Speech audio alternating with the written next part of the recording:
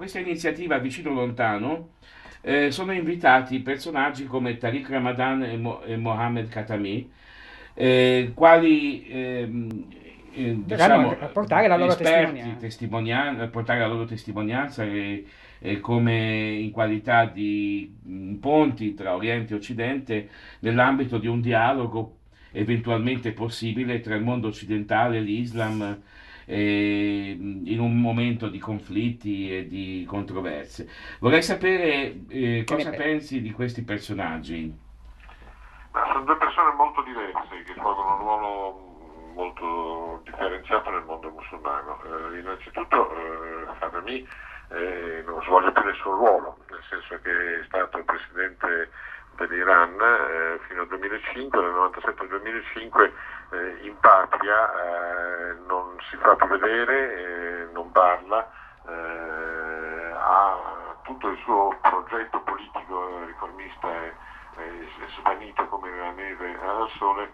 Basta chiedere agli studenti iraniani che si oppongono al regime che ora pensano di Khatami per avere le orecchie che fischiano dagli insulti che raccolgono.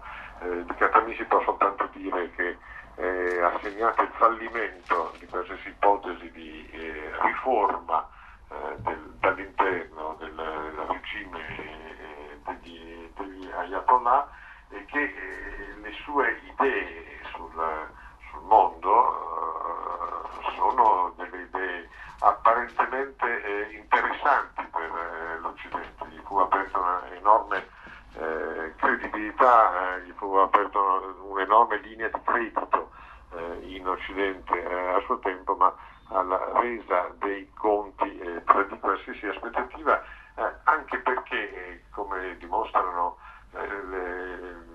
tutte quelle agenzie che vi ho mandato qualche giorno fa, in realtà la sua visione del mondo è una visione del mondo assolutamente integralista, convinto sostenitore della necessità di distruggere Israele, anche se non lo dice con la brutale chiarezza di Mohammed Ahmadinejad. Agli organizzatori di questo incontro va ricordato che il suo primo provvedimento legislativo, quando fu eletto per la seconda volta Presidente della Repubblica, fu un finanziamento di alcuni milioni di dollari ad Hamas. Va ricordato che durante la sua presidenza scoppiò lo scandalo della Karin Hai, quella nave piena di armi proveniente dall'Iran, senza dubbio, che fu intercettata nel canale di Suez diretta ad Carlo, se non, Hamas, che mai ha rivolto una parola di condanna naturalmente per le stragi di civili israeliani durante la sua presidenza, e che anzi ha sempre appoggiato quelli che vengono considerati in Italia come membro dell'Unione Europea dei terroristi, di un movimento terrorista che è Hamas stesso.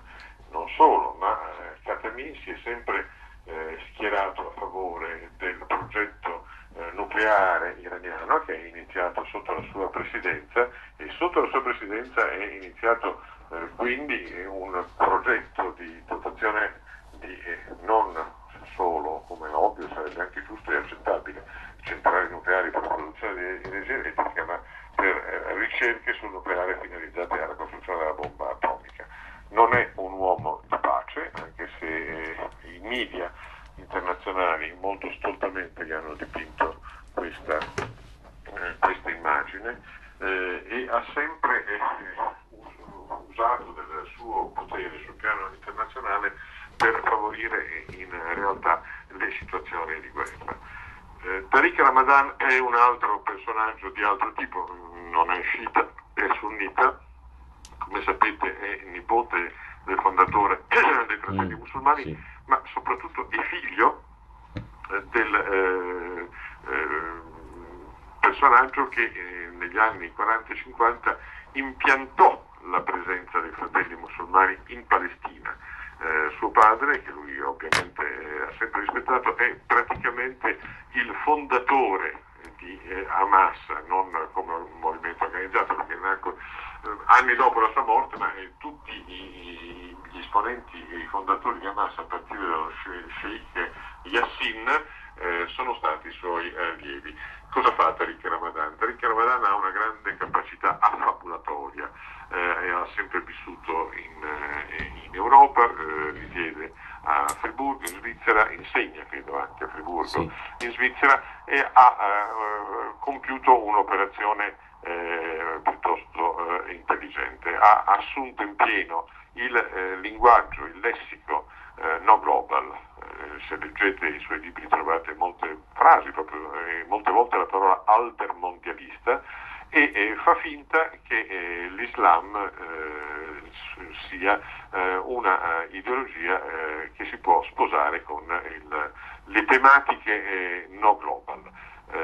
Da qui un suo grande successo salottiero, da qui anche grazie alla sua grande capacità di discorso, di affabulazione, il credito che ha riscosso.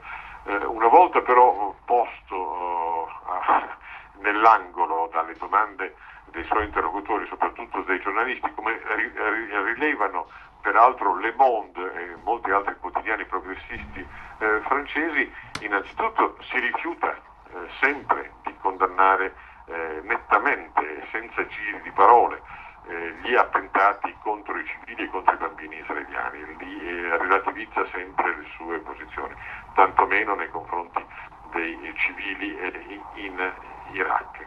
E poi scrive nei suoi libri una prospettiva di riforma dell'Islam, e questa è una cosa che affascina gli ambienti della gauche caviar, che è in realtà una prospettiva autoritaria.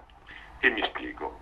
Lui non pone al centro della sua riflessione quello che è stato il senso e la capacità del grande Islam degli anni a cavallo tra l'800 e il 1200 della nostra era, ma si pone soltanto il problema di riformare la norma della Sharia, della legge divina. Lui agisce all'interno di una dimensione del mondo tutta definita ormai dalla esistenza di una società musulmana che deve essere regolata dalla Sharia.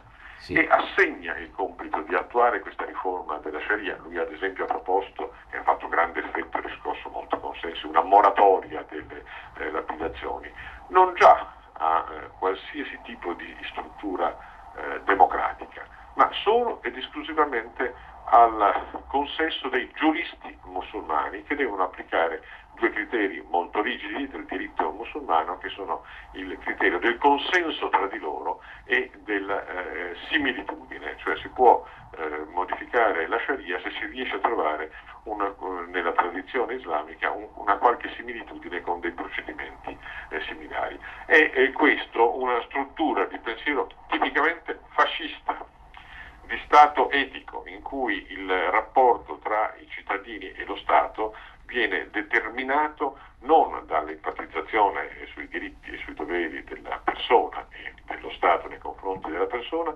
ma solo e unicamente nei confronti di una norma, la Sharia, che viene acquisita per come è stata definita dalle 5 scuole del diritto, cosa che lui non mette minimamente in discussione, che vigono nell'Islam, che si possono riformare non da parte di qualsiasi tipo di processo democratico, ma da parte di una elite autonominatesi peraltro, perché non hanno nessuna legittimazione questi giuristi, tra cui lui mette se stesso, se non quella che controllano le università coraniche. È un discorso tutto interno allo Stato etico, è un discorso di riforma dello Stato etico, di tipo però giurisdizionale, quindi rifiuto totale di ogni e qualsiasi criterio di ijtihad, di interpretazione del testo coranico, che è stata invece il successo che ha segnato invece il successo dell'Islam d'oro. Insomma, rifiuta totalmente il rapporto indicato dal Benedetto XVI a Ratisbona